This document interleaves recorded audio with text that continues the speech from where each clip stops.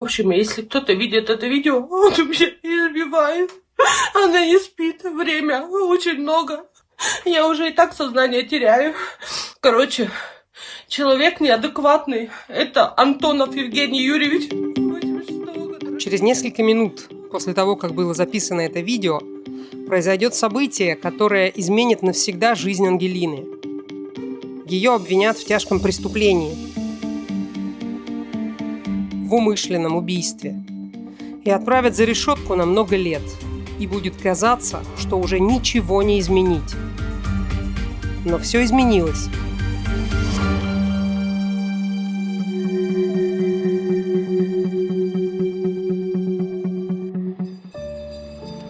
Вечер 5 февраля 2022 года. Город Усолье-Сибирское.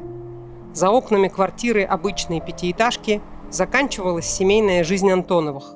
В комнатах собранные вещи. Еще несколько дней, и Ангелина с 3-летней дочкой Вероникой съедет в съемную квартиру. Она разводится с мужем Евгением после 5 лет брака. Жить уже с ним тоже не могу. Вроде мы и не ругаемся, но это ад. Жить в одной квартире уже чужими абсолютно людьми. Это был обычный день. Вроде бы уже все обсудили, обговорили по многу раз. Днем спокойно занимались разными делами. Евгений возил жену и дочь в магазин. Надо было купить порошок, еще что-то для хозяйства. Все обыденно и рутинно. Все, он нас привез домой и говорит, я сейчас поехал машину помою. Уехал да уехал. Я опять с дочерью занимаюсь. То есть у нас уже нет отношений таких, чтобы я ему вообще звонила, узнавала, где он. Он, получается, приехал домой, взял себе перцовки. Это уже как водка. Через несколько минут после того, как было записано это видео, произойдет событие, которое изменит навсегда жизнь Ангелины. Сейчас ключи схватит опять от моей машины и умчит. Я говорю, Жень, ключи отдай. Он мне, естественно, показал спину, затылок свой, захлопнул дверь, убежал. Мы на 2-м этаже проживали, то есть я вышла на балкон, говорю, Жень, ты карточки мои верни, потому что у него из-за долгов алиментов, соответственно, все счета арестованы. Я его не возвращала домой. Мне нужны были просто ключи от моей машины, потому что это последнее имущество, которое у меня осталось. Ангелина проснулась около 3 часов ночи от тяжелого дыхания и запаха перегара. Рядом спала Вероника. Около кровати стоял ее муж Евгений. И вот в 3 часа он вернулся домой,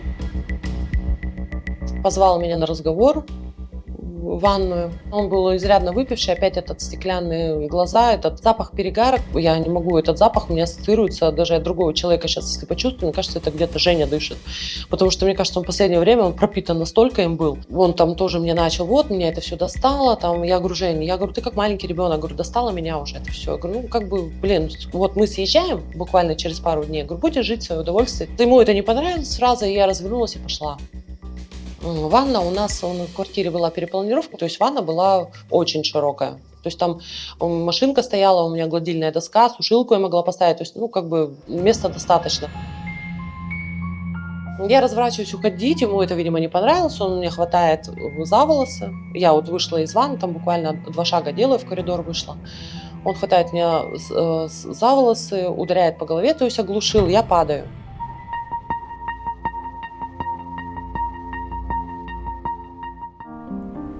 Мы снимали Ангелину в Иркутске, где живет ее брат. Отсюда до ее родного города Усолье-Сибирское чуть больше часа езды. Она там родилась и выросла. У Ангелины 2 высших образования, и оба вуза она закончила с красным дипломом. Больше 3 лет работала в полиции дознавателем. Если кто не знает, это такая должность рангом пониже, чем следователь. Но тоже надо заниматься расследованиями, только менее тяжких преступлений. Я где-то полгода отходила от этой профессии. Эта профессия, она очень большой такой отпечаток оставляет. Это работа, которой ты живешь. Я душой проникалась, это все. То есть я через себя это пропускала каждое дело. Мне было тяжело. То есть организм начал сопротивляться. У меня были дела действительно очень проблемные, с несовершеннолетними, где мамы плакали. То есть это все, ты же это все за всем наблюдаешь. Ты же не робот. По крайней мере, в моем случае. Были дела, связанные со скандалами и драками в семье, но никогда Ангелина не допускала даже мысли, что в ее жизни может быть похожая история. С Евгением, будущим мужем, она познакомилась, когда покупала квартиру. Женя был сыном владельца жилья. После сделки То есть это я 8 марта, ну, почему я помню, потому что праздник 8 марта 2018 года, я заехала к нему, но Жене было некуда съехать, потому что он не нашел свое жилье. И все, и, ну, мы так решили, что он мне одну комнату освобождает, и я заезжаю. Ну и таким образом мы прожили порядком 10 дней. Ну, мы прямо не жили вместе, то есть мы договаривались, кто ночует так по переменке. Ну и как бы у нас так, скажем так, сблизились, то есть дружились. А потом Женя нашел жилье, то есть это был соседний дом, он переехал. Ну и мы дальше продолжали как-то вот видеться, встречаться во дворе. Он мне там подключил по мелочи машинку, там гарнитур кухонный помог установить, то есть, ну как бы по быту. Он знал, что я одна, и мне просто по доброте душевной он мне решил помочь. Рукастый, хозяйственный, сразу окружил заботой. Это многих подкупает в мужчинах. Но кроме того, с Женей еще очень легко и интересно. Ангелине тогда было 30 с небольшим. Женя на год моложе. Женя человек-праздник, то есть ему больше, он не совсем семьянин. И, конечно, мне с ним было весело. Обременений никаких нет, у меня ребенка не было, то есть мы оба свободные молодые люди. Конечно, мы могли там сесть в любой момент, уехать на Байкал, то есть у нас есть поселок Листвянка. Туда, ну, очень часто мы все жители близлежащих районов, городов, мы туда ездим отдыхать. Соответственно, мы с Женей, ну и просто на речке ездили, отдыхали. Вообще как-то у нас очень активно все было. У меня было на тот момент очень много знакомых у него, и то есть, ну, как-то вот у нас время мы проводили достаточно так весело и беззаботно, то есть я работала, он там подрабатывал, ну, нам хватало всего. Ну, где-то в октябре, наверное, то есть осенью, он мне сделал предложение, я согласилась. Все казалось идеальным. Женя хороший, ответственный парень. В прошлом он, как и Ангелина, работал в правоохранительных органах. А эта вот счастливая пара устроила фотосессию в ожидании малышки. И на этих фото они выглядят счастливыми будущими родителями. Семейная идиллия продлится недолго. И вот 3 года спустя Ангелина решила уйти от мужа. Муж позвал ее на разговор в ванную. И там, после удара, она потеряла сознание.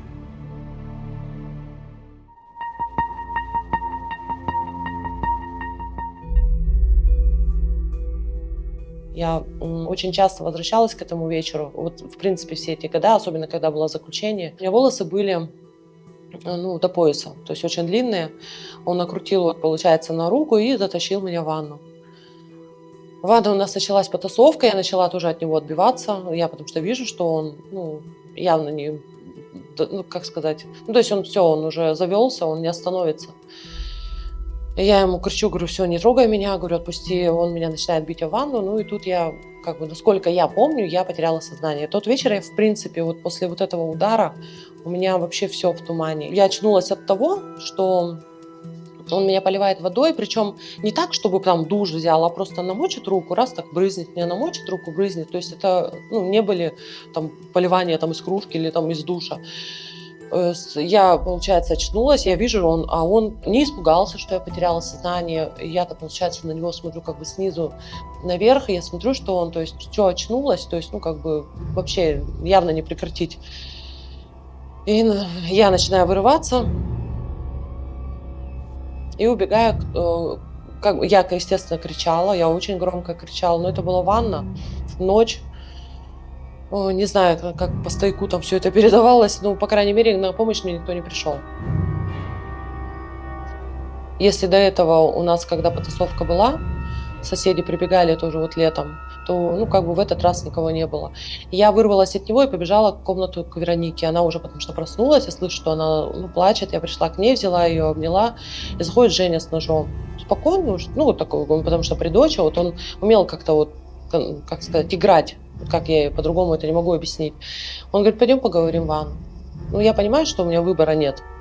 Я оставляю снова дочь, закрываю комнату, и мы идем опять с ним в ванну.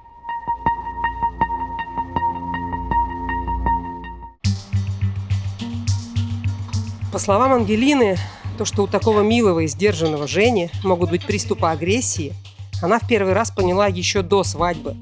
И это оказалось напрямую связано с алкоголем. А давайте я уточню. Вот вы с Евгением сошлись когда? Он не пил же, правильно? Почему он выпивал? То есть он немного мог выпить.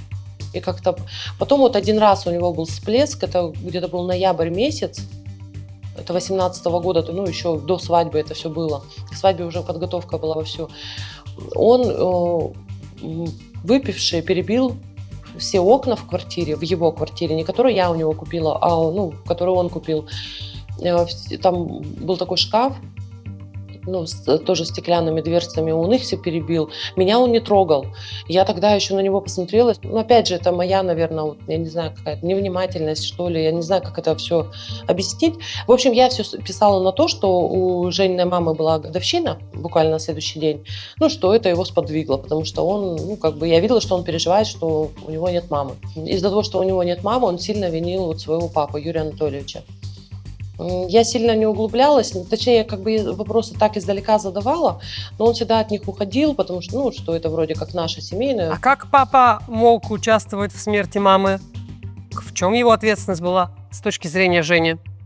Они как-то там все так умалчивают, я не знаю, я так понимаю, они там все Юрия Анатольевича боятся. Официальная версия, что мама умерла от рака. В любом случае, Женя потерял маму, и это был первый случай, когда он, ну, вот так вот куролесил, давайте так назовем. Да, то есть это была первая его выходка, и после этого отец, когда увидел, что у нас перебитые окна, вот он Жене сказал, надо кодироваться. Ну, иначе, говорит, ну, как бы я тогда это помню, что иначе вот Ангелина, там, ну, потеряешь ее, там, вот так. Свекр – человек авторитетный. Он много лет проработал в полиции. Ангелина и свекр сразу нашли общий язык, сдружились. Он во всем поддерживал новую семью сына.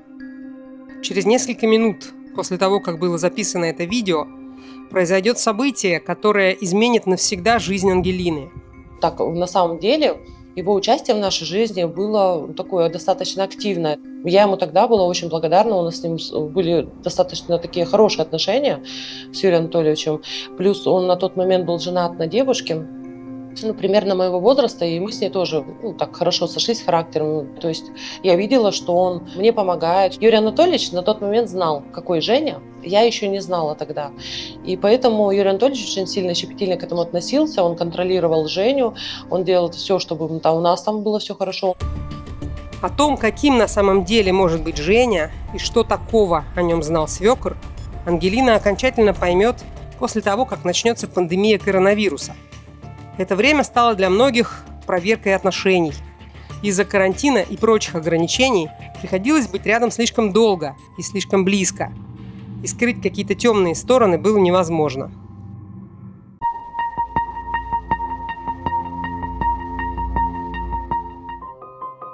Вернемся к событиям ночи 6 февраля 2022 года. По словам Ангелины, после того, как она пришла в себя в ванной, она услышала плач дочери и побежала к ней в комнату. И как раз в это время записала вот это видео.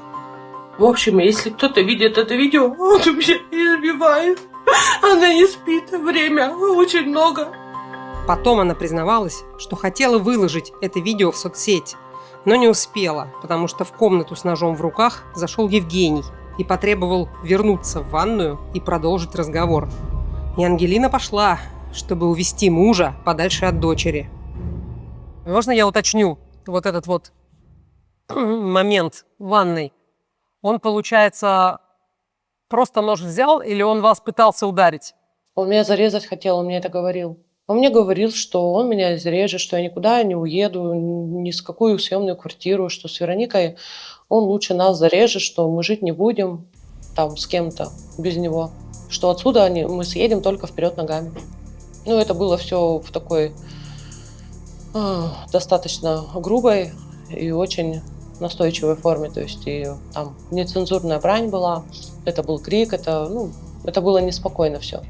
А что это был за нож? Откуда он был? Кухонный, который мы пользовались им, просто он лежал всегда на разделочном, ну, вот кухонный гарнитур есть, и разделочный столик. То есть не стол столовый, где там кушаем, а вот именно разделочный. Там всегда лежала доска разделочная и ножик. Он меня снова зовет в ванную, он начинает заходить, и тут я понимаю, что у меня тут есть шанс. Я не знаю, как мозг работает в такие моменты, то есть я почему-то понимаю, что если я вот сейчас туда затолкну в эту ванну и закрою дверь, то есть у меня, ну, какое-то время будет. Я не знала, что я буду делать дальше, но то есть у меня вот все, что я смогла сделать, действительно, у меня практически это получилось. Я его ногой толкаю, получается, он залетает действительно в ванну, но он успевает захватиться за косяк и за дверь. Так он пытался вас ударить или не успел? Он хотел это сделать в ванной.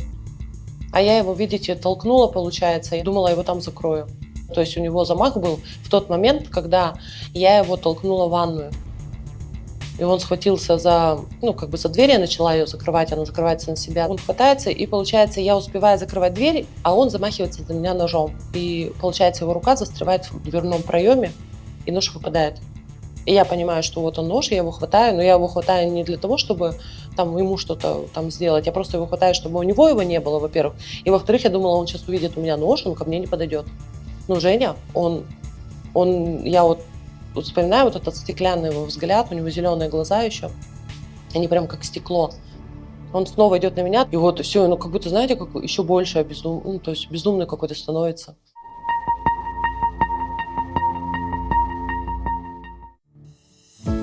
Первый год семейной жизни Ангелина вспоминает как череду счастливых событий. Через месяц после свадьбы она узнала, что ждет ребенка. И это была огромная радость. И все 9 месяцев прошли в предвкушении большого счастья.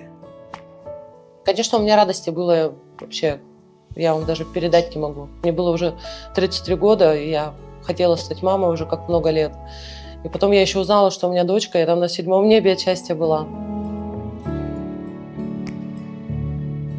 Вот он, мой красивый ребенок родился. Ну, пошли. Это моя девочка любимая. Мне казалось, что это самый красивый ребенок на земле. Я не спала 2 суток, я просто лежала и смотрела на нее. Мне казалось, что это вообще, это что-то, это какое-то чудо. Я приходила водиться, Ну, я как не с могла такой куклой? спокойно сидеть. Да. Я работаю в поликлинике, а они жили рядом.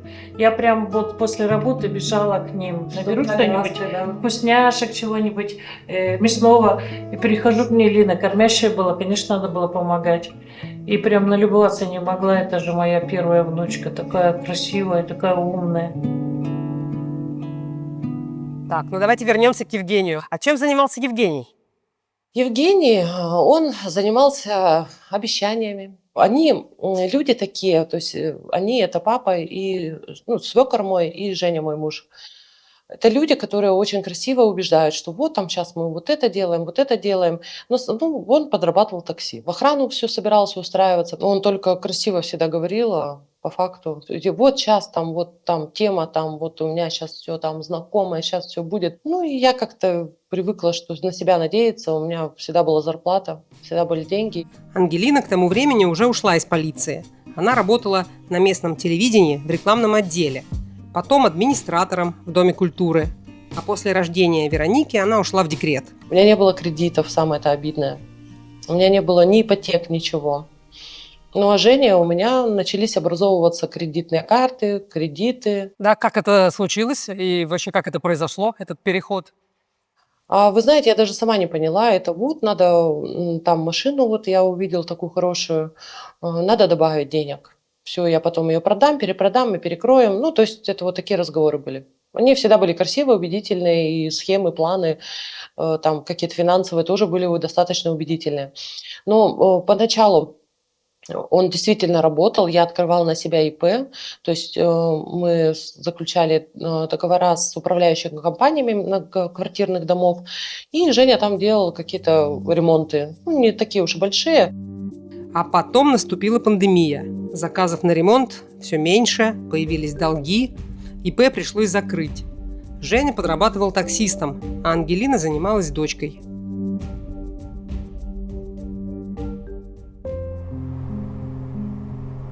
Ангелина до сих пор хорошо помнит, когда Женя в первый раз ее ударил. Это было лето 2021 года, и произошло это очень неожиданно. У нас не было никаких ссор. Мы с Вероникой, как всегда, там легли спать. Я уже не помню, ну, это было глубоко после 12, Женя вернулся домой. И вот он начал, давай там поговорим. И я говорю, Жень, ты, ну, как бы ты пьяный, я не хочу с тобой разговаривать. А он пришел, знаете, глаза вот эти стеклянные, невменяемые, он как такой борзда, скажем так, это делает, то есть достаточно агрессивно. Ну все, я его не стала слушать, ему это не понравилось. Он мне кулаком ударил, получается, в левый висок. И кожа аж лопнула, то есть от удара. У меня, конечно, ну как бы крови очень много было. Я позвонила Юрию Анатольевичу. Юрий Анатольевич сразу же приехал, он его забрал, сказал: Ангелина, так, все, ну, не переживай, я его сейчас заберу. Он его забрал на несколько дней. Потом мне позвонил, говорит: Ангелина, сейчас Женя придет домой, ты его не ругай, я с ним уже поговорил, то есть, ну, как бы не надо. То есть я все, что нужно, я, ну, как бы прочистила ему мозги. Он говорит: все, давайте живите, такого больше не повторится. Я говорю: Юрий Анатольевич, ну это ненормально. Он такой: я все понимаю, Ангелина, я тебе обещаю, что такого больше не повторится. Ну и вроде бы как бы я это все замяла, я своим не стала говорить, хотя мама на тот момент, она, ну, как бы увидела мне шрам, она мне тоже очень так достаточно подробно расспрашивала, как и что, потому что шрам был такой, ну, не маленький. Так, а вы что ей сказали? Сказала, что о теплицу ударилась. У нас дача была еще. Я в летнее время очень часто проводила с Вероникой, то есть мы там жили, ночевали. Женя, конечно же, какое-то время вел себя тихо, скажем так, даже показывал вид, что ему стыдно, угрызение совести. Потом вроде бы мы с Юрием Анатольевичем поговорили, Женя там весь раскаялся, что все, это было первый и последний раз. Но это был не последний раз. Будут еще конфликты и попытки спасти брак. Но такого финала отношений даже в самых страшных фантазиях никто не мог предположить.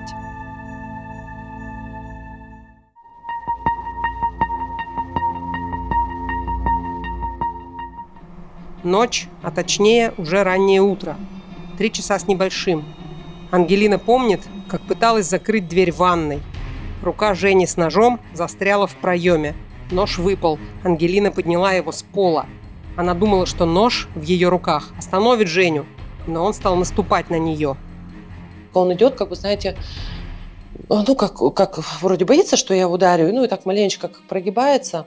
А я вижу, что он не останавливается. Я вот так вот отмахиваюсь, и вот в какой-то момент как-то это получилось. Я честно вам скажу, я даже не почувствовала. Нож был достаточно, ну, то есть это не маленький, там, это больше такой к разделочному ножу, то есть там сантиметров 18. И все, и я просто помню, что он остановился, я выбрасываю этот нож и убегаю снова к Веронике. Через несколько секунд Евгений снова появился в дверях спальни. Вот опять же, когда мне говорят, почему я из дома не выбежала, весь этот момент всегда дверь входная, всегда за его спиной была. То есть за моей спиной были только комнаты, и там, где находился ребенок. Ну и в такой момент, когда плач ребенка, когда тут он берет, это вот, знаете, это так вот все вот на голову так морально давит, то есть у тебя материнский инстинкт срабатывает, к ребенку бежать, ей плохо. Естественно, я побежала к ребенку. И он следом заходит, спокойный. Я смотрю, что у него сочится кровь, он держится рукой, ладонью за левую грудь, ну, в области левой груди, и говорит: вызови мне скорую.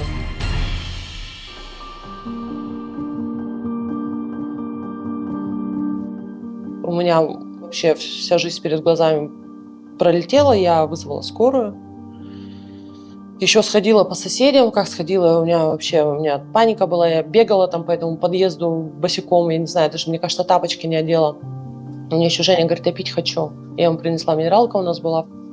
И он, когда начал пить, я смотрю, что у него синий язык, но я понимаю, что это вообще явно недобрый знак. Можно вопрос? А вы, когда поняли, что у него серьезная рана, вы как-то помощь ему оказывали же? Конечно, я зажала ему полотенцем рану, то есть чтобы кровотечения не было хотя бы, ну, внутреннее, ну, понятно, оно было, это внутреннее оно было, чтобы внешне. Ну, вот попить он у меня просил, вот скорая, позвонила скорая. И он мне еще говорит: иди, посмотри скорая, пусть скорая быстрее едет, он меня прям просил. Я побежала, открыла двери входные, скорая приехала, они поднялись, то есть еще пытались оказать ему первую медицинскую помощь. То есть там еще расспрашивали, одна из медсестер, фельдшера, ну, там, или медсестра, я, к сожалению, не помню, хотела сходить за носилками, чтобы его увезти. Ну, и в итоге они не успели. То есть Женя, ну, он умер в их присутствии. В документах они написали, что они приехали, он уже был мертвый.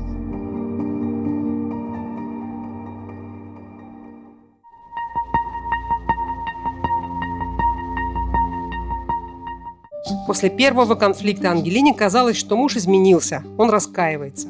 И он действительно больше не проявлял никакой агрессии. Но в семье были другие проблемы. Вообще у Жени это был второй брак. В первом у него был сын. И к долгам по кредитам еще прибавились долги по алиментам. Я говорю, давай сделаем так, я продам свою квартиру, я говорю, мы перекроем абсолютно все долги, потому что так как мы муж и жена, его долги начали давить на меня. Я говорю, я тебе делаю такой шаг, но ты сейчас действительно все берешься за голову, уезжаешь на вахту. Причем он мне сам предложил, говорит, давай я на вахту уеду. Я говорю, хорошо, давай. И я говорю, все, и мы тогда с нуля начинаем. Он такой, ладно, хорошо, тут наступает Новый год. Так а на вахту-то он уезжает или нет? Нет, слушайте, он должен был уехать 5 января. 2 числа мы идем в гости к моей подруге, то есть у нее 2 ребятишек, у меня дочка, это моя близкая подруга, мы с юности дружим. Ну, как бы решили 2 семьи просто пожарить шашлыки. Я смотрю, Женя что-то так быстренько поднакидался, я говорю, ладно, мы поехали. Я его собираю быстро-быстро, и мы уезжаем. Приезжаем домой, у него опять какая-то случается агрессия, и вот он, уже 2 раз, получается, поднимает на меня руку. Он был изрядно выпивший, он говорит, можно мой друг к нам придет домой? Я говорю, Женя, время 11 час, я сейчас буду укладывать Веронику. Как ты себе представляешь, ты будешь с каким-то мужчиной сидеть у нас дома и выпивать? Вы будете ходить там туда-сюда, то есть, как бы ребенок, она маленькая, ей на тот момент, ей уже был 3-й годик, но она еще совсем кроха. Он там разобиделся, я смотрю, он кому-то звонит, я пошла опять спать, и все, и вот он начал, вот, что там в это, я тогда пошел, я говорю, Женя, давай ты никуда не поедешь, говорю, уже успокаивайся. Ну, ему это не понравилось. Он взял меня за волосы и об свое колено ударил несколько раз. Это произошло за 2 дня до того, как Женя должен был уехать на вахту. Другими словами, на заработки. Но оказалось, что он никуда и не собирался. Я звоню ему другу, который прорабом работает, на эту вахту, на которую якобы Женя собирался. Я звоню другу, друг мне объясняет, он говорит, Ангелина, никаких вообще даже договоров не было, и никто, первый раз слышу о том, что Женя собирается со мной на вахту. У меня шок, я начинаю Женю искать, потому что он меня снова обманул, просто ему сказать, говорю, Жень, все, здесь уже какие вообще разговоры могут быть. Он приезжает, я ему говорю, я живу до 1 февраля, то есть до конца января, все, снимаю квартиру и выхожу на работу. Он такой, ладно, хорошо. То есть он всегда на все соглашался. Я говорю, мы с тобой расстанемся полюбовно, то есть ты к ребенку неограниченное количество времени будешь помогать мне из садика забирать, если нужно, то есть сидеть. Он такой, хорошо. Я говорю, я потому что устраиваюсь работать. Он такой, ладно. И вот конец семейной жизни. Вещи собраны. И через несколько дней Ангелина и дочь должны начать новую жизнь без Жени.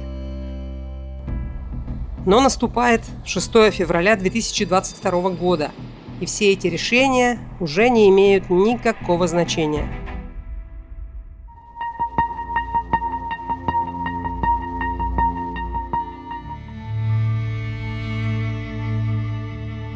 Врачи скорой помощи констатировали смерть. Нож попал в область груди с левой стороны. Шансов выжить практически не было. Вскоре в квартиру приехали папа Жени и его брат. Юрий Анатольевич сказал мне, сейчас тебя повезут на допрос, давай Вероничку собирай, с допроса приедешь, заберешь. Я опять поверила этим людям, я собрала Веронику, то есть я не стала маму беспокоить в 5-6 утра, увозить, потому что маме на работу. Как-то я не знаю, почему я так сделала, я поверила снова Юрию Анатольевичу. Соответственно, меня никто не отпустил. Меня задержали на 12 часов, я провела ВВС.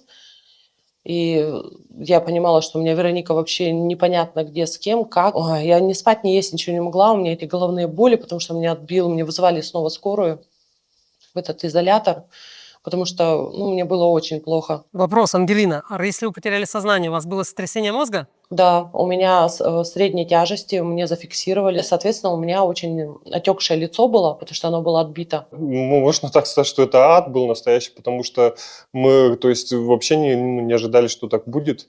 И, получается, даже, наверное, ни морально, ни физически не подготовились к этому. То есть мы прямо когда узнали, то есть я был на работе, мне мама позвонила, говорит, все, Лину арестовали, и говорит, приезжай. Мама плачет, естественно. Ангелину отпустили из ИВС, изолятора временного содержания, 12 часов спустя под подписку о невыезде, пока расследуется уголовное дело. И первое, что сделала Ангелина, оказавшись на свободе, позвонила свекру, чтобы забрать дочь. Я позвонила Юрию Анатольевичу, говорю, Юрий Анатольевич, отдайте мне ребенка. Он сказал, нет. Что я тебе отдавать ее не буду. Я говорю, на каком основании? Он такой, нет, мне некогда, и все. И в итоге, слава богу, приехала снова эта первая жена, с которой у меня были хорошие отношения. И она привезла мне в 10 вечера только Веронику. То есть она больше суток провела непонятно вообще где, с кем и как. После этого она очень долго боялась темноты. Видимо, они ее укладывали спать. Она, представьте, еще была на груди, то есть на смешанном питании. И, соответственно, ну, у нее был большой стресс. Она с меня не слазилась вообще. Ну, а дальше все закрутилось. Ты говорила Рома. Конечно, все произошедшее стало потрясением, шоком для Ангелины, ее родных и семьи Жени. Случилось страшное, непоправимое. Но казалось очевидным, что это была самооборона. Однако у потерпевшей стороны было другое мнение. Свекр Ангелины требовал самого сурового наказания для бывшей невестки – 15 лет лишения свободы.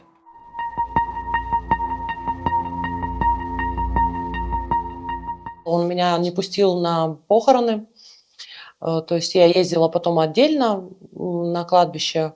Он мне сказал, если ты приедешь на похороны, я тебе там рядом с ним положу, не вздумай появляться. У меня очень отекшее лицо было, потому что оно было отбито. Синяки у меня там только на второй, на третий день полезли. Я же как подозреваемая была, меня отфотали. И вот этот фото-видеоматериал Юрий Анатольевич показал всем на похоронах и сказал, посмотрите, она сумасшедшая. Откуда я об этом узнала? Потому что одна из свидетелей, в принципе, в суде проговорилась, она сказала, я сначала не поняла, ну, что это Ангелина, а потом, когда он мне фотографии показал, она вообще невменяемая была. Потом он мне, Юрий Анатольевич, угрожал, что он меня засадит на 15 лет, он докажет, что это 105-е, то есть он мне в лицо это говорил в присутствии моего адвоката. Тут объясню несколько юридических моментов. 105-я статья – это убийство, то есть умышленное причинение смерти другому человеку. Но и это было еще не все. Следствие добавило еще одну статью – умышленное причинение вреда здоровью. На теле Жени эксперты обнаружили еще 2 резаные раны, но они появились до трагической развязки. Одна появилась за полмесяца до событий, вторая буквально в этот вечер. Свидетели говорили, что эти раны нанесла ему Ангелина в пылу ссоры, но сама Ангелина это отрицала. Она вспомнила, что в тот самый день видела на полу в квартире разорванную фотографию свекра и предположила, что перед тем, как вернуться домой, ее муж был у отца. И я обратила внимание, что на полу валяется разорванная фотография Юрия Анатольевича. У меня почему-то была мысль, что Женя поехал к нему, потому что это было часто. Когда Женя выпивал, он уезжал к отцу, там наводили разборки, они там дрались постоянно, у них какие-то... То есть вот это вот как раз период такой очень активный был вот в этой агрессии, после того, как Юрий Анатольевич сказал, что Женя ему больше не сын. Ну, у Жени тоже как бы есть свой характер, соответственно, как-то вот так они выясняли. Опять же, по биллингу Женя, скажем так, был в районе, когда вот следствие шло, он в районе бился, вот как раз района дома папы своего. Но это никак не взяли, ни в какой, вообще никак на это акцент не сделали. Это я просто для себя понимала, и я знала привычку Жени. Ну и когда я Юрию Анатольевичу звонила, он не брал трубки. Я так думаю, что он понимал, что Женя пьяный, потому что Женя был у него, и просто не брал с меня трубки, типа, разбирайся сама, я тебе больше не помогу. Я позвонила брату, брат буквально на второй звонок взял. Ну, я поняла, что они не спят там всей семьей. Когда я до брата дозвонилась, я ему объяснила, Жени больше нет. Он как нет? Я говорю, ну, Женя умер. Я говорю, ну, приезжайте. Все, приехал Юрий Анатольевич. Я видела, как он забрал эту фотографию разорванную свою. Следствие не обратило внимания, ну, потому что в чужом доме ты же сразу маленький ребенок. Ну, хотя у нас как бы не было разбросано ничего. Ну, в общем, никто на эту фотографию разорванную не обратил внимания. Лежали бумажки, да, лежали. Юрий Анатольевич обратил и забрал их. Ну и, соответственно, нигде это больше не всплывало. Юрий Анатольевич у нас бывший сотрудник, начальствующий состав, то есть плюс бывший оперуполномоченный. Соответственно, он знает все нюансы, как и что по доказательной базе, что сделать. Поэтому в моем обвинении участвовало 20 человек, которых я видела половину из них первый раз, которые говорили, что они меня знают, и обвиняли в убийстве. Когда читаешь показания свидетелей, которые были на суде, оказывается, что очень много свидетелей с потерпевшей стороны и гораздо меньше со стороны Ангелины. Это, конечно, удивительно, но речь как будто идет о 2 разных людях. Друзья и знакомые Ангелины рассказывают, какой она хороший человек, Какая добрая, какая открытая, какая ответственная, как любит дочь, какая она хорошая жена. А свидетели обвинения рассказывали, что Ангелина агрессивная, грубая, и что вообще это она била мужа. И вот эти 2 раны, нанесенные до гибели Жени, это ее рук дело. И якобы Женя сам рассказывал об этом, но не хотел поднимать шум. И что Женя безобидный, никакой агрессии, добрый, милый, славный человек. А кто эти люди все? Это Юрий Анатольевич их собрал. Мне казалось, что судья видит, что вот эти вот свидетели, они в принципе косвенные, они прямые. В момент преступления нас было 2. Знал всю правду только я и Женя. Как люди, которые как бы не были там, не были в нашей семье никогда, не присутствовали. То есть, не зная наших отношений, могли сказать, да, это она могла сделать. Особенно поразила одна из свидетельниц. Оказалось, что у Жени была другая тайная жизнь. А вот вы еще сказали, что когда Женя, типа там загуливал, пил, и его отец проявлял беспокойство, а вы были заняты ребенком и не контролировали совершенно мужа, хотя зачем бы мужа контролировать, да?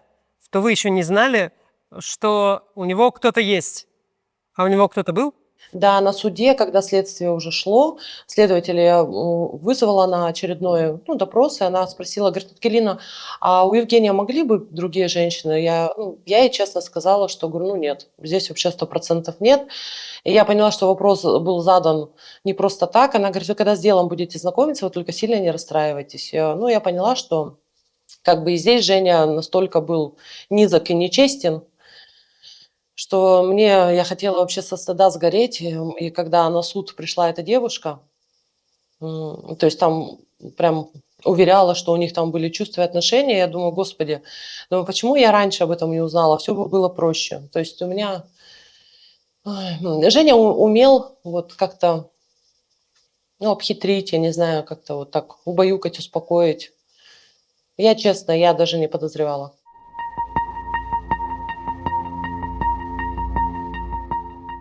Пока шло следствие, а потом суды, все это время Ангелина была дома, рядом с дочкой. Ее поддерживали мама и брат. Иногда приходилось общаться с бывшим свекром. Он приезжал ко мне домой после случившегося. Он, давай решать, как с Вероникой быть. И я говорю, она ваша внучка, я препятствовать не буду встречам. То есть у нас вообще как бы вот такие диалоги были. Изначально я не уходила с ним на конфликты. И я понимала, что Веронике так проще будет, потому что все равно папа же, как ни крути, он же был в семье, существовал, она же его узнала и видела. И думаю, как бы дедушка на сознательность, опять же, надеялась этих людей, но дедушка как-то, он поступал некрасиво, то есть он действительно приезжал в садик к моей дочери, только он говорил, что твою маму надо зарезать и убить. Она до сих пор мне это говорит. И вспоминает, и она говорит, вот этот лысый дедушка, который приезжал, он не хороший мам. Он говорил, что тебя нужно зарезать и убить. То есть он сам отвернул от себя же еще и внучку. Доказать факт самообороны на суде не удалось. И Ангелина получила приговор по статье «Умышленное убийство». Это было в мае 2023 года. Вы помните момент вынесения приговора? Как это было? Угу. Да, я помню. Я пришла без вещей, то есть с приговора за 3 секунды мне сказали. Там просто вышла, сказала, обвиняется Антонова Ангелина в статье 105 части 1 с учетом всех там моментов, скажем так, отягчающих, смягчающих. Но у меня отягчающих не было. Смягчающее это то, что у меня наличие несовершеннолетнего ребенка, малолетнего. Мне дали 8,5 лет. И все, вышли тут же конвой, надели на меня наручники. Юрий Анатольевич еще там пытался мне что-то сказать. Я там заберу у тебя Веронику, ты ее больше никогда не увидишь, ты оттуда не выйдешь вообще, что, как бы живой. Единственное, что я успела ему сказать, я просто ему сказала, Юрий Анатольевич, дай Бог вам здоровья, долгих лет жизни. И все, и меня увели. Потом меня спустили в зале суда. У нас, вот эти вот камеры содержания, они находятся в цоколе, тут в подвале, скажем так. И меня туда привели. Естественно, я сижу, у меня голова кругом, шум. Это вообще все страшно на самом деле. Все, что я подумала, первая мысль-то, кто мою дочь-то берет? Как вообще ей скажут, Я не через неделю, не через месяц, не через год даже вернусь домой. То есть я понимала, 8 лет, это вообще, это много. Она в школу вовсю будет ходить, забудет про меня. Я сначала же в СИЗО содержалась. Я, наверное, недели 2 не ела, не пила вообще. Как бы жить не хочется или как-то объяснить. То есть, ты понимаешь, что у тебя ребенок, там все надо что-то делать, там крепиться. Сначала сразу же там это невозможно себе в руки взять. Это прям вообще тяжело. А она была в это время с кем? С мамой, с моей. А вы Веронику видели, когда после приговора? Нет, она в садике была, я ее отвела в садик, это была среда. Это было 10 мая, 10 утра. 9 мая мы еще сходили с ней на праздник, цветочки положили. У меня чувство было, что меня в любом случае закроют. Надежда же умирает последней. Я надеялась пусть 105-й останется, хотя бы отсрочку до 14 лет, чтобы мне дали условный срок, потому что ребенок малолетний, ей тогда было 3 года. Мне не дали. Потом, после того, как меня закрыли, я позвонила маме, мама сказала, что Юрий Анатольевич активизировался, сейчас он хочет забрать Веронику и сдать ее вообще там в детдом, чтобы у меня не было срочки до 14 лет. Чтобы я там загоняла, и у меня срок маленький, что он будет добиваться, чтобы у меня срок был большой. 15 лет максимально. После приговора Ангелину отправили в колонию. Ее адвокат подала апелляцию, настаивая на самообороне. И Ангелина, конечно, даже не могла предположить, каким удивительным образом изменится ее жизнь всего через год.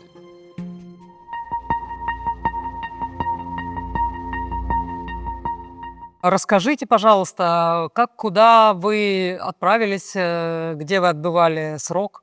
Что это были за условия? Я отбывала, так как я работала в одно время в органах, соответственно, я считалась уже бывший сотрудник. Бывшие сотрудники, у них всего 2 колонии по России. Это Республика Хакасия и Кострома. Соответственно, я в Сибири живу, мне ближе Хакасия, меня туда этапировали. Колония небольшая, там до 100 человек население. Это были и судьи, это были прокуроры, это и адвокаты были, то есть абсолютно вся категория людей, которая работает. И опера. Как там были условия? Обычные или чуть-чуть свободнее? Лучше, чем, в каком плане лучше, чем, допустим, СИЗО. В СИЗО ты сидишь в камере закрытой, там максимум прогулка у тебя 40 минут в день, и все остальное время ты проводишь в камере. В колонии ты можешь хотя бы передвигаться, то есть там столовая, там она, то есть ты уже на территории. Почему называется зона? Это определенная зона, где ты можешь на работу уйти, там это в другое здание. Мы могли выйти в свой дворик, просто на улице подышать, прогуляться. Конечно, там все по режиму, это режимное место. Как у вас были отношения с людьми там? Я ни с кем не конфликтовала, то есть я для себя решила, что я туда приехала не дружить, не ругаться. Я выбрала позицию просто максимально никуда не влазить, ни с кем не общаться. То есть я старалась быть сама по себе. Конечно, там не получается так. Женщины – это такой интересный народ, плюс 24/7. Девчонки, там, кто подольше отбывает, все равно какая-то и злоба, и обида.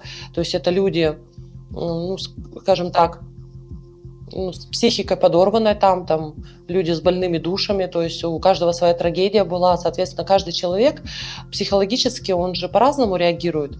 У меня каким-то образом я сумела собраться, то есть я взяла себя в руки, хотя я считала, что у меня затяжная депрессия, но я потом видела, как девчонки вообще действительно им тяжело, как морально и психологически, и как это все выливается, то есть это опять же, большей части это в агрессии было, то есть где-то ругаться начинают, то есть, в таком моменте.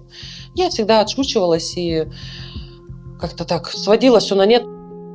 Ангелина пыталась понять, как же так произошло, что ее семейная жизнь закончилась такой катастрофой, и вспоминала свои первые серьезные отношения.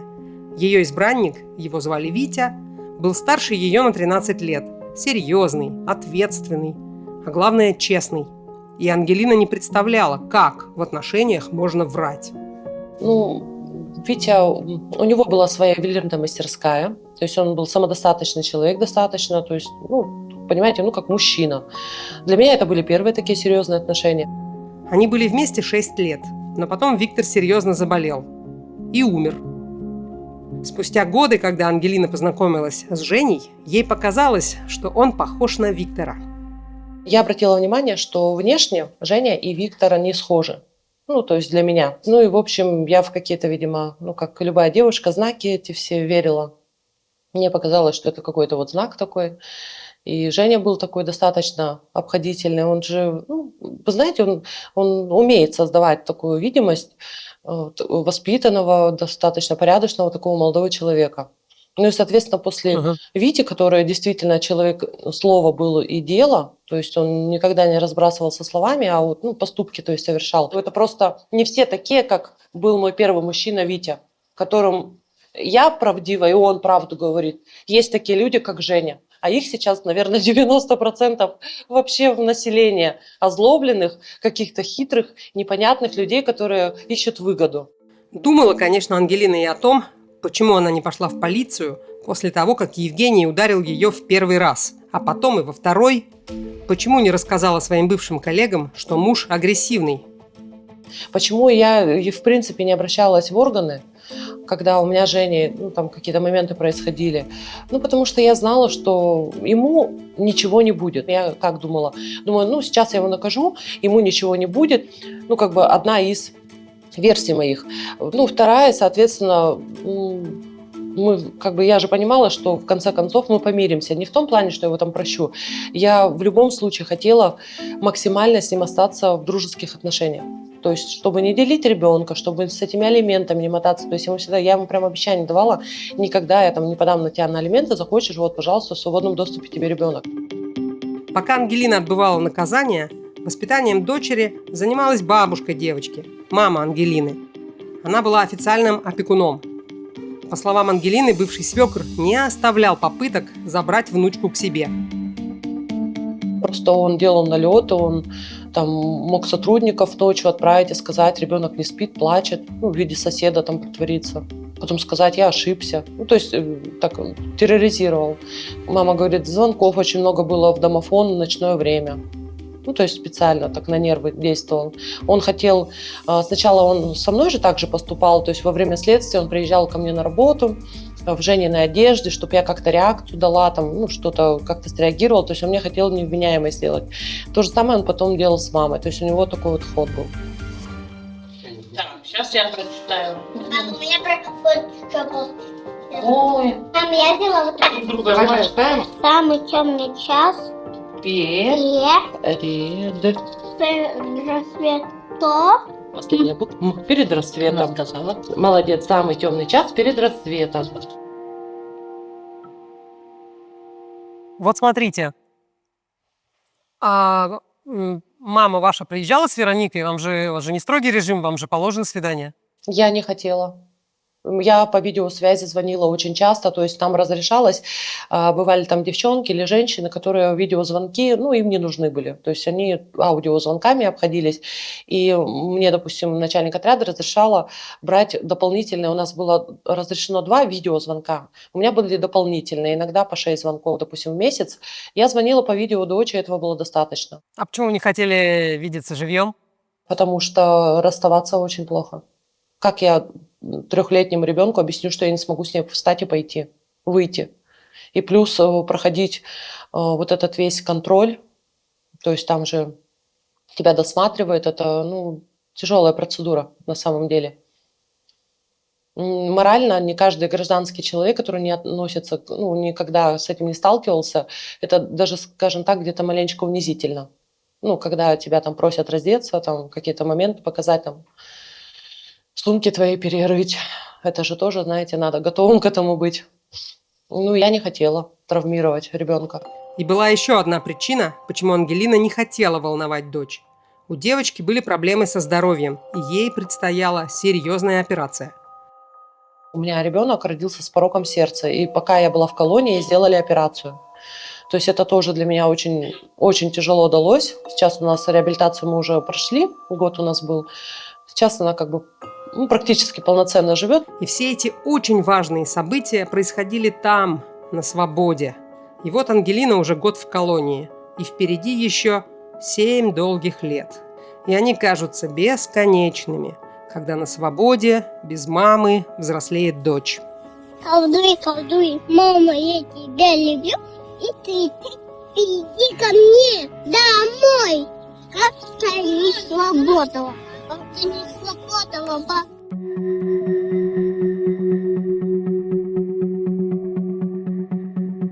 А кто же занимался вашим делом? Кто отстаивал ваши интересы, пока вы там были? Адвокат моя, она с самого начала со мной была до конца. Она мне сразу сказала: я тебя не брошу, я доведу до конца, мы пройдем все инстанции. Ну и получается, мой адвокат очень грамотно составил возражение. Плюс на кассацию к нам уже подсоединилась организация, консорциум по защите прав женщин, попавших в трудную ситуацию. Ну вот они нас тоже поддерживали. И благодаря вот этой вот организации, конечно, вот эти вот все СМИ начали освещаться, что вот такая история произошла. Вопрос. Так вот это чудо, как же оно произошло? Как произошло чудо? Ой, когда мы написали где-то, наверное, в мае месяце в начале, ну, то есть я тоже, соответственно, от себя писала возражение в Верховный суд. Мы отправили, я позвонила брату, я брату говорю: посмотри, пожалуйста, на сайте Верховного суда, что у меня с делом. Я говорю, там уже должно написано, потому что по срокам, ну, как бы, там уже 2 месяца прошло. Ну, если отказ, ну, прям там пишут отказ. Он мне такой говорит: Лина, он говорит, а дело-то запросили. Я вот, вы бы видели меня, я вот как с этой трубкой стояла, у меня улыбка поползла. Я понимаю, что радоваться страшно, но все равно это, понимаете, это какая-то надежда. Даже какое-то маленькое движение, это уже маленькая твоя победа. И раз мне приходит постановление, буквально там через какое-то время, что 12 сентября у меня состоится заседание Верховного суда, то есть я по видеоконференции.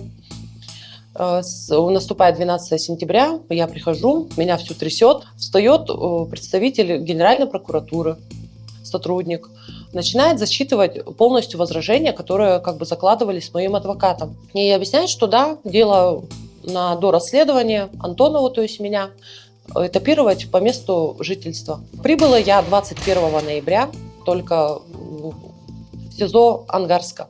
Как раз это был день рождения моей мамы. Я попросила, чтобы мне дали звонок. Мне дали звонок, я маме сообщила, ну, поздравила с днем рождения, соответственно, это для нее был самый лучший подарок. Я сказала, говорю, мам, все, я в Ангарске. 5 декабря состоялся суд.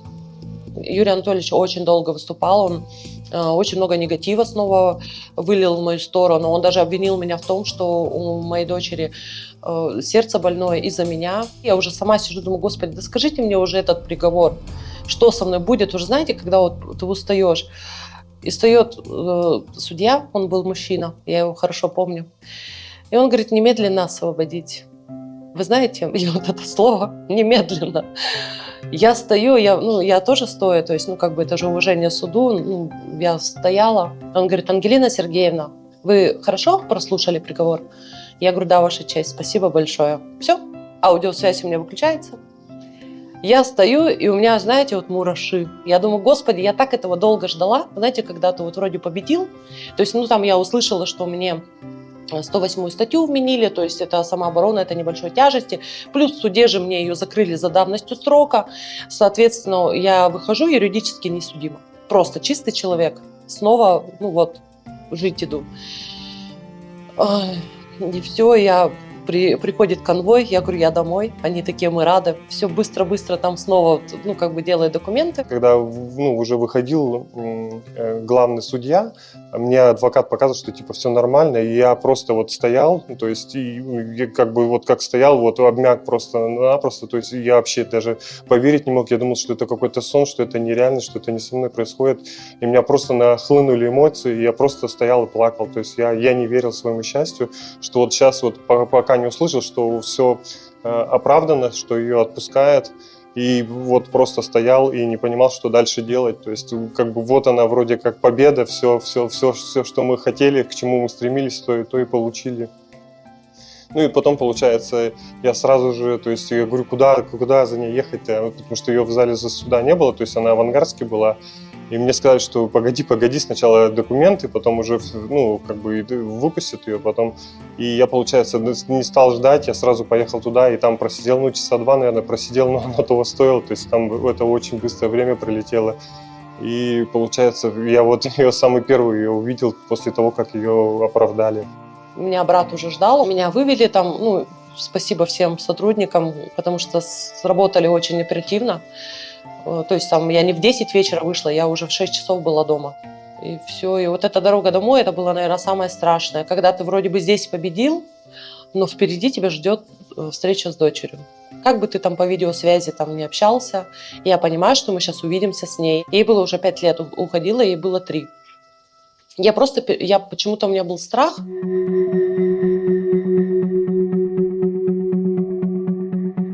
Чем ближе к дому, сердце стучит, ты боишься. Почему-то я боялась, что она меня отвергнет. Я знала, что это неправда. Я не знаю, откуда эти мысли вообще начали лезть. Но вот эта вот временная яма, она начала всплывать. Что я еду, там уже немного другой человечек, уже он вырос, маленький мой ребенок, она уже не ребенок далеко. Ну, то есть вот этот стресс плюс операция на нее действительно очень сильно повлияли. Она у меня, ну, такая достаточно разумная девочка. Ей пришлось рано повзрослеть. И я помню, едем, меня Вероника ждет на остановке с мамой. Я мама, бабушка ее. Она говорит: Вероничка, наверное, сегодня мама домой приедет. А Вероника уже, ну не то чтобы она отчаялась меня ждать, она ждала меня. Но она говорит: мама приедет. И как бы и тоже радоваться-то боится, потому что, ну вот как-то мы все отучились радоваться, потому что вот этот стресс постоянный. И я все, мне кажется, я на бегу выходила. Я к ней подхожу, говорю: доча, привет. Я думала, узнает она. Конечно, меня узнала. Ну, мы с ней обнялись. Я говорю: пойдем домой. Она говорит: пойдем. И все, как бы я так спокойненько с ней пошла, чтобы тоже для нее это эмоциональных качений не было. Мы домой пришли, она дня 2, наверное, вот прям в лицо так мне смотрела. Мне казалось, она вообще боялась, что она глаза откроет, меня снова не будет. Ну, как-то вот такой страх у всех был. Я говорю: доча, все, я домой приехала. И все, и мы так больше не расстаемся.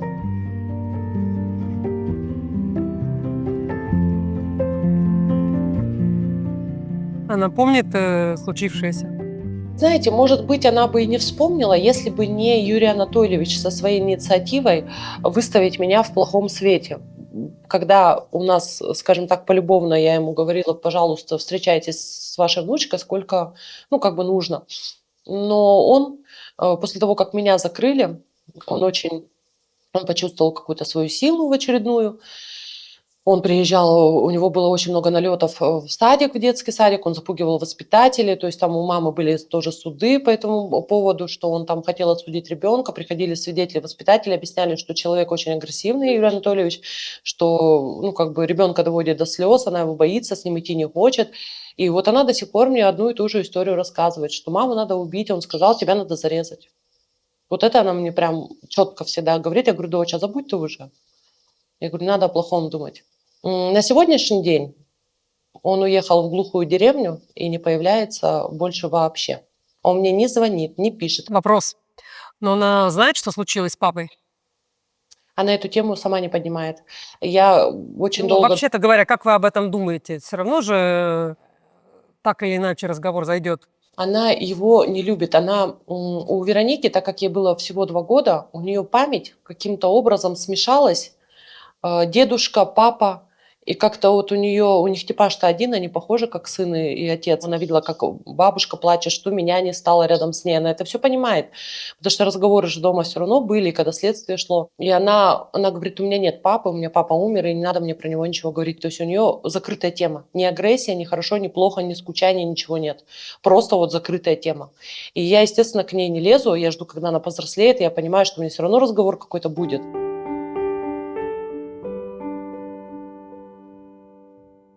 Я всегда мечтала о ребенке, чтобы у меня родилась именно дочь. Для меня Вероника это, не просто ребенок, это вся моя жизнь, это вот, не знаю, сердце мое, вот оно вот вместе с ней. Я безумно счастлива, что мне достался именно вот такой ребенок. Она достаточно мудрая, красивая, очень умная девочка. И все наши несчастья и преграды мы с ней преодолели. Сейчас у нас с ней еще крепче отношения, чем были раньше. А чувство вины было у вас? Конечно, оно до сих пор у меня есть. Я понимаю, что Ну, я не бог, чтобы распоряжаться чужими судьбами, соответственно, жизнями. Ну, у меня обстоятельства не дали мне выбора никакого. Тут получается как бы выбор. Не было бы меня, что бы было с Вероникой? Сам Юрий Анатольевич сам говорил мне, нет папы 50% сирота ребенок, когда нет мамы, это 100% сирота ребенок. То есть как бы здесь получается выбор был невелик. Или я, или он. 6 февраля это было, или там 5 июня. То есть когда-нибудь все равно к чему-то привело. Я ходила и по церквям, то есть я и там, когда в колонии была, я ходила и на исповедание, там приезжал к нам батюшка. То есть для меня это все очень страшно, потому что это грех очень большой на самом деле, я это все понимаю по церкви. Давайте вот поговорим про выводы. Просто расскажите, как вы на все смотрите сейчас. Честно, я всегда как бы была за правду. Семья Жени, в том числе и сам Женя, это люди нечестные, это люди, которые как бы обманывают. То есть, и когда я в их семье появилась и какую-то правду там хотела, не то чтобы я найти ее хотела, я думала, что это норма, что мы уже одна семья, но эти люди, вот их нечестность, их вот этот обман, их образ жизни, я не знаю, почему вот это вот в виде кармы мне пришлось вообще в эту семью прийти, почему именно от моих действий все это должно было случиться. Давайте я вас так спрошу. А, могло ли бы что-то пойти по-другому? Я об этом думала. Судя по тому, как слаживались обстоятельства, я тоже уже думала, если бы я успела уйти. А Женя мне грозил, что он все равно меня найдет и сожгет меня в другой квартире. То есть даже если бы я ушла, даже если бы я нашла работу, к примеру, человек мне напрямую говорил, что он меня все равно найдет и в живых меня не оставит. То есть у него уже вот какая-то... Ну, это было все в состоянии алкогольного опьянения. Трезвый это абсолютно был другой человек. Я думаю, что рано или поздно случилось бы все равно что-то печальное, но только вопрос, кто из нас бы ушел. Тебе нравится Мишка? Да. На меня смотрел. Как его назовем? Моя жизнь, она заполняется текущей жизнью, и я другая стала, я сама стала другая. Я пересмотрела всю саму себя. То есть я поняла, что отдавать себя без остатка – это большой вообще минус. Ну, а такой человек, как вы сейчас, не стал бы, вероятно, мириться Нет. со всеми этими особенностями отношений? Я бы точку поставила, как и всегда. У меня была большая слабость, и я родила. Как бы это ни звучало очень странно, но сейчас снова я работаю в социуме, я уверенная в себе. А когда ты сидишь в декрете, ты почему-то немножечко становишься асоциальной, и вот эти вот какие-то шаги и решения ты боишься принять. Хотя я со своим стержнем, я человек очень волевой. Судя по всем событиям, как я это все пережила, я до сих пор сама себе удивляюсь. Откуда я взяла эти силы? И не поехала ни с катушек никак, хотя я видела, как это происходит. Давайте я вам последний вопрос задам. Что вы считаете самым главным в жизни сейчас? Самым главным в жизни, конечно, я думаю о своей дочери в первую очередь. Я всю любовь, все, что вот вообще во мне есть, я отдаю своему ребенку. Соответственно, это мои близкие люди, все, кто был рядом. Наверное, ребенок мой, которая так же без остатка, как я ее люблю, и я, наверное, живу благодаря этой любви взаимной. Это и есть мой сейчас самый главный смысл жизни. А как вы думаете, у вас могут быть еще отношения? Вы же молодая женщина. Я знаю, этот вопрос мне тоже часто задают. Пока, честно, я не рассматриваю. И с мамой тут недавно с моей разговаривали, она говорит: Лина, время уходит, все равно там мужчина встретится. Я говорю: мам, я точно искать никого не буду, если она судьба, Вы же сами понимаете, если человек, вот, я могу за хлебом пойти и вот встретить человека, и вот буду думать, что мы с ним знакомы всю жизнь. К примеру, то есть я не говорю, что стопроцентное нет, но сама я не инициативлю. И я решила, что вот это время, которое у меня есть, я уделю ребенку, потому что она, чем старше, тем она будет самостоятельнее, отдаляться от меня, личностью становиться. Ну тогда уже, я думаю, придет время и обо мне позаботиться, о самой себе. Поэтому плюс вот эти 2 года для меня это очень много. Я пока сама не насытилась ребенком, поэтому я как-то вот живу ей, для нее и с ней.